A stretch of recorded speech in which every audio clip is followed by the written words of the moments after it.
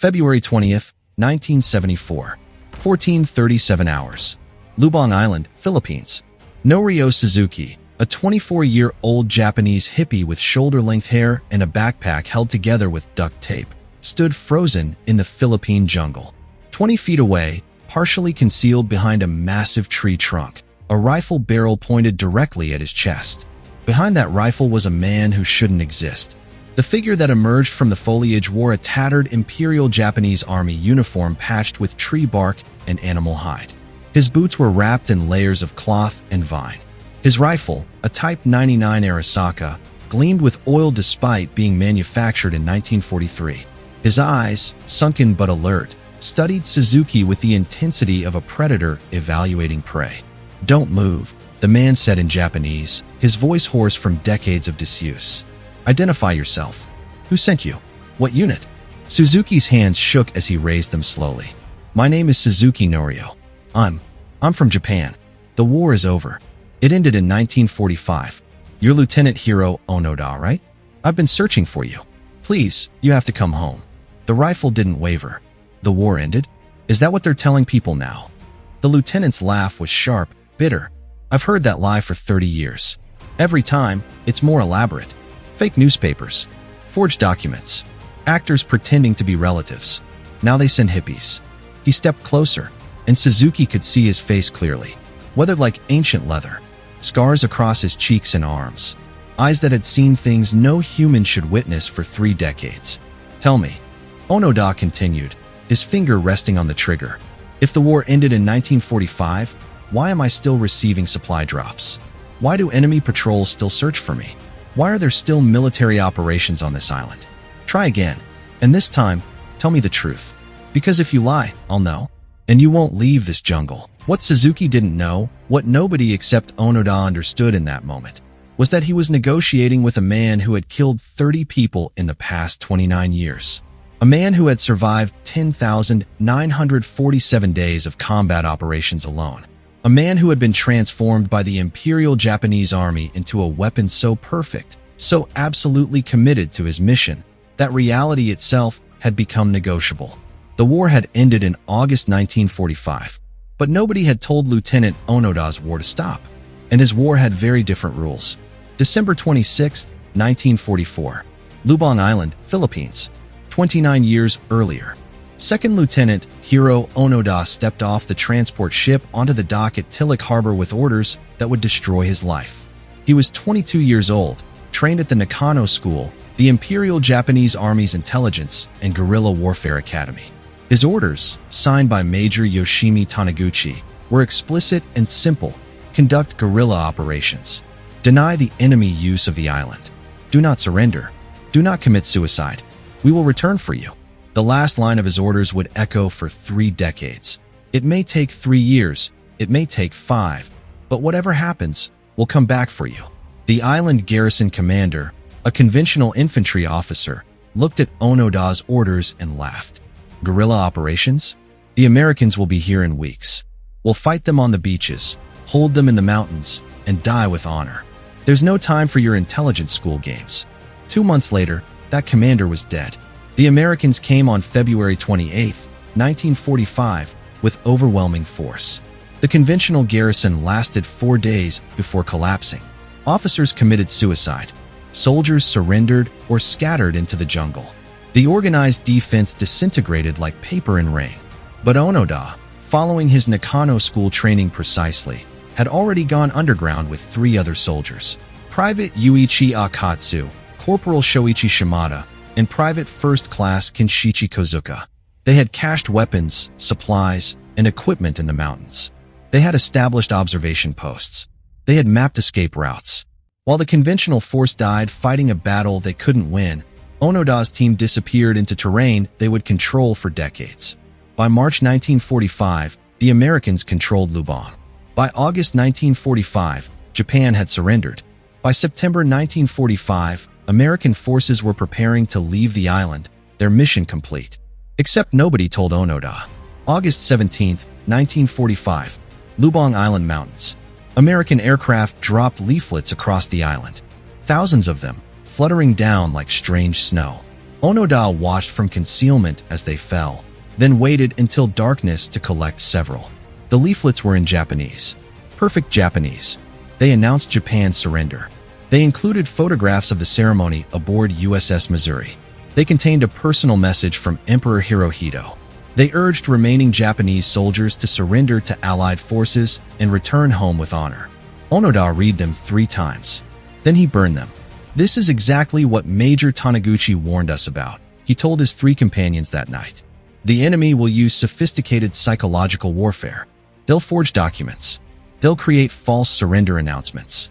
They'll use every trick to make us give up. Our training covered this precisely. We were told to expect this. Private Akatsu, already exhausted and hungry after 5 months in the jungle, protested. But the photographs can be faked, Onoda interrupted. The enemy has resources we can't imagine. If they can build ships and planes by the thousands, they can create false photographs. Think about it. Would the emperor really surrender? Would Japan, the land of the gods, bow to foreigners? It's impossible. This is psychological warfare, and we will not fall for it. The logic was airtight. The conclusion was completely wrong. But Onoda's training had prepared him for exactly this scenario. He had been conditioned to question everything except his orders. And his orders said, continue the mission. Do not surrender. So they continued. October 1945. First raid. The 4 Japanese soldiers descended from the mountains at 0300 hours, moving with the silence of shadows. They reached a village where Filipino farmers were sleeping, unaware that World War II was still being fought in their backyard. They needed food, rice, supplies. According to their training, anything controlled by the enemy was a legitimate target. The Filipinos were collaborating with occupying forces that made them enemies, that made their food military supplies. They broke into a storehouse and took 40 kilograms of rice. As they retreated, a farmer woke and shouted an alarm. Onoda made a split-second decision. They couldn't be identified. They couldn't be tracked. The farmer had seen them. Corporal Shimada shot him. The sound echoed across the valley. A single rifle shot in the night. Then silence. They ran back to the mountains with their rice. Behind them, a Filipino family mourned. The first casualty of a war that had already ended. But not for Onoda. For him, the war had just begun. The surrender announcements intensify. The Philippine government, working with Japanese authorities, launched Operation Convince Them. Search parties entered the jungle carrying loudspeakers. They broadcast surrender appeals in perfect Japanese. They left newspapers at known campsites showing post-war Japan. They distributed letters from the soldiers' families begging them to come home. Onoda analyzed each attempt with the meticulous intelligence training he'd received. Every announcement was cataloged. Every document was examined. Every approach was evaluated. And every single one was rejected as enemy deception. Look at this, he told his companions, showing them a newspaper dated June 1946. It shows Tokyo being rebuilt. American soldiers walking the streets. Japanese people going about their business as if nothing happened. Does this look real to you? The newspaper was genuine. But to Onoda, trained to spot propaganda, it looked like sophisticated forgery. The paper quality seemed too good. The photographs seemed staged. The whole thing felt like an elaborate psychological operation. They're trying to break our morale, Onoda concluded. They think if we believe Japan surrendered, we'll give up. They don't understand. We're Nakano School graduates. We were trained for this exact scenario. They can produce all the fake newspapers they want. We know the truth. Japan doesn't surrender. The emperor doesn't bow to foreigners. This is all lies. Private Akatsu was weakening. 5 years in the jungle, eating lizards and roots, running from search parties, living in constant fear, it was breaking him. Maybe, he suggested carefully, maybe some of it is true. Maybe Japan did surrender, but it's temporary? Maybe we should. Maybe you should remember your training. Onoda cut him off sharply. Maybe you should remember your oath. Maybe you should ask yourself why the enemy is trying so hard to capture us if the war is really over. Think about it. If Japan surrendered, why do they care about 4 soldiers on a small island? Why mount major operations to find us? Because we're winning, that's why. Because our guerrilla operations are effective. Because they need this island, and we're preventing them from using it properly. We're doing our job. The job we were sent here to do. The logic was perfect. The conclusion was insane. But to Onoda, Everything made sense within his framework. He wasn't crazy. He was logical. He was applying his training exactly as instructed. The problem was that his training had created a self-reinforcing belief system that couldn't be broken by evidence. September 1950. Private Akatsu surrenders. After 5 years of surviving in the jungle, Akatsu couldn't continue. Hunger, fear, and isolation had broken him. One morning, he simply walked into a village and surrendered to Philippine police. "Where are the others?" authorities demanded. "In the mountains. Still fighting. They won't believe the war is over." Lieutenant Onoda is convinced everything is enemy propaganda. You could show him a video of Emperor Hirohito and he'd call it an actor. You could bring his entire family and he'd think they were coerced. He can't be convinced. Only his commanding officer could order him to stop. And maybe not even then. Akatsu's information allowed authorities to intensify search efforts. They knew the remaining soldiers' tactics now. They knew their hiding spots. They mounted the largest manhunt in Philippine history. They found nothing. Onoda, Shimada, and Kozuka had already relocated deeper into terrain they knew better than anyone. And Akatsu's surrender had confirmed their worst suspicions. He was captured. Onoda told his remaining companions. They broke him, used him for intelligence. Now they know some of our positions. We have to assume everything is compromised. We move deeper. We become more careful. And we never trust surrender appeals again. They'll use everything Akatsu told them to create more elaborate deceptions. May 7, 1954, 11:43 hours. Corporal Shimada dies. A Philippine army patrol spotted 3 figures near a coastal village. The soldiers were foraging for food, moving carefully through dense vegetation. The patrol opened fire. Shimada was hit 5 times. He died instantly, falling into thick undergrowth. Onoda and Kozuka returned fire, then melted into the jungle, using escape routes they'd prepared years earlier. Behind them, Shimada's body lay in the tropical heat, the first of Onoda's companions to die in a war that had ended 9 years ago. The news made international headlines. Japanese soldier killed in Philippines, 9 years after war ended. The story seemed impossible. How could soldiers still be fighting? How could they not know? Shimada's family in Japan held a funeral. His mother wept for a son who had died in 1954 while fighting a 1945 war. The Philippine government intensified efforts to find the remaining soldiers. But Onoda and Kozuka had become ghosts. They had perfected a survival routine that made them nearly invisible. Move at night. Hide during day. Change camps weekly. Leave no trace. Trust nothing. Survive everything. Shimada died a soldier's death. Onoda told Kozuka during a quiet moment. He died fighting. He maintained his honor. We'll do the same. We continue the mission. For Japan. For the Emperor. For all the soldiers who sacrificed everything.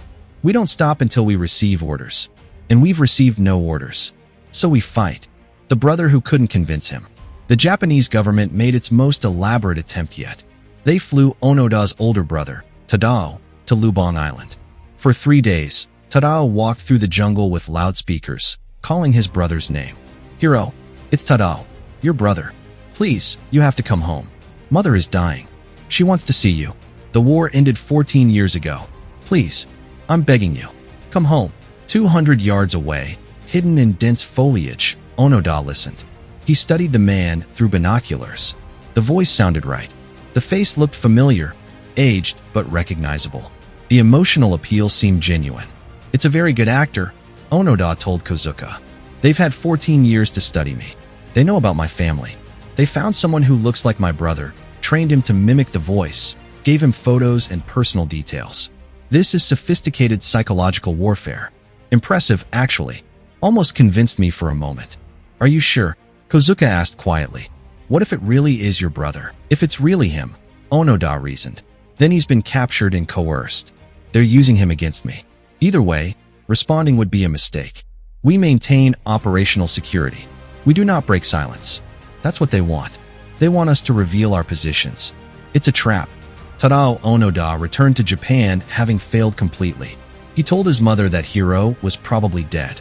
There was no other explanation. Nobody could survive 14 years in the jungle. Nobody could resist that hard. But 2 men were surviving. And they were about to survive 14 more years. October 19, 1972. 15:23 hours. Kozuka's last moment. 27 years after the war ended, Private First Class Kenshichi Kozuka was shot and killed by Philippine police during a raid on a rice field. He was 51 years old. He had spent his entire adult life fighting a war that existed only in his mind. Onoda escaped. For the first time in 28 years, he was completely alone. Most people would break. Isolation is torture. Complete solitude for extended periods causes hallucinations, psychological collapse, and death. Studies show that humans cannot maintain sanity alone beyond a few years at most. Onoda had been trained differently. For 17 months, he operated alone. He raided villages. He sabotaged equipment. He maintained his weapons. He continued the mission. One man, one rifle, one belief that would not die. February 1974. A hippie changes everything. Norio Suzuki was the kind of person who drove his parents insane. At 24, he had dropped out of college, had no job, no prospects, and no plan. When friends asked what he wanted to do with his life, he said, "I want to find Lieutenant Onoda, a panda, and the abominable snowman." In that order. His friends laughed. Suzuki bought a plane ticket to the Philippines. Unlike official search parties, Suzuki didn't announce himself. He didn't bring soldiers or loudspeakers. He just walked into the jungle alone, set up camp in areas where sightings had been reported, and waited. After 4 days, Onoda found him. The negotiation that followed was unlike anything authorities had attempted. Suzuki was young, non-threatening, and genuinely curious rather than commanding. He listened when Onoda explained his reasoning. He didn't argue. He asked questions. "What would it take for you to believe the war is over?" Suzuki asked. "Orders," Onoda replied immediately. "Official orders from my commanding officer, Major Yoshimi Taniguchi. If he personally orders me to stand down, I'll do it. Nothing else will convince me. Bring me my commanding officer with proper orders, and this ends. Otherwise, I keep fighting." Suzuki returned to Japan and created an international media sensation. "I found Onoda." The photographs shocked the world. A weathered, ancient-looking man in the ruins of a 1944 uniform, still fighting, still believing, still committed to orders given 3 decades ago. The Japanese government immediately began arranging for Major Taniguchi to travel to Lubang. March 9, 1974, 11:42 hours. The war finally ends. Major Yoshimi Taniguchi, now 61 years old, approached the clearing wearing his old uniform with rank insignia carefully restored. He carried a document case containing the original orders from 1944. Onoda stood at attention, rifle slung, waiting. "Lieutenant Onoda," Taniguchi said, his voice cracking slightly. "Do you recognize me?" "Yes, sir." "Major Taniguchi, sir." "Lieutenant, I am here to officially relieve you of your duties." The war ended in August 1945 with Japan's surrender to Allied forces. The Emperor surrendered. Japan was occupied, then rebuilt. "We are now an ally of the United States. Your mission is concluded. You are ordered to cease all combat operations immediately." Taniguchi handed him the relief orders. Official, properly formatted, signed and sealed, delivered by the only person Onoda was programmed to obey. Onoda read them twice. His hands shook. 29 years, 10,947 days. All for orders that should have been updated in 1945. "Sir," Onoda's voice was barely a whisper. "Did I complete the mission successfully?"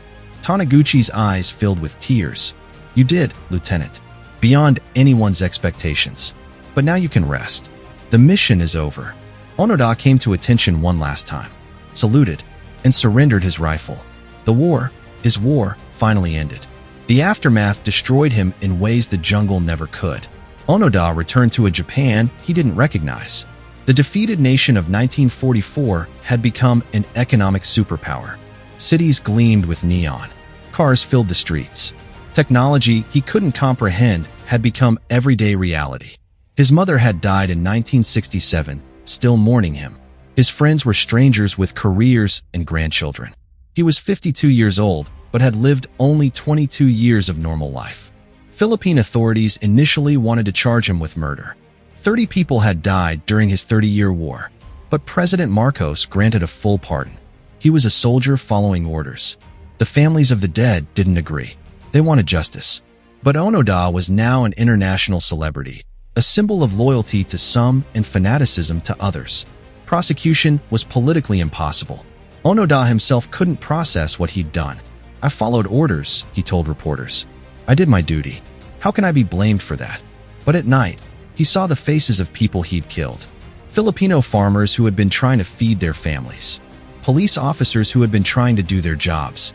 All dead because he couldn't accept that his war was over.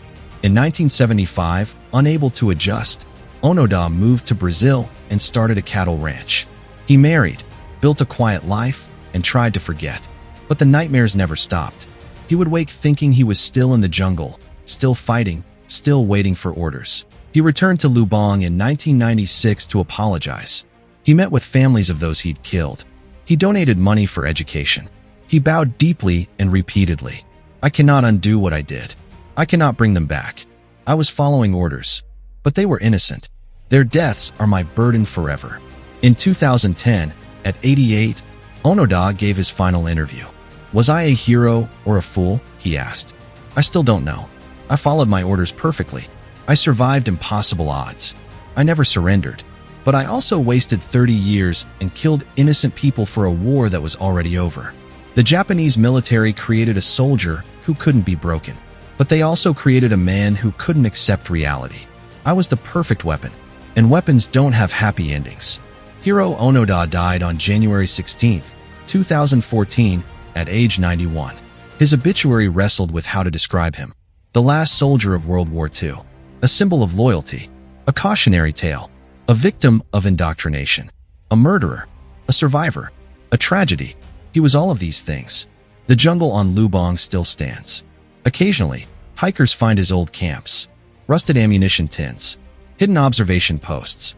Evidence of a war that ended in 1945 but continued in one man's mind for 10,947 additional days. Lieutenant Onoda's orders remained in effect for 29 years, 2 months, and 27 days. They were followed with absolute dedication by a man who proved that human belief, properly conditioned, can override reality itself. Whether that represents humanity's greatest strength or its most dangerous weakness is a question his story leaves unanswered.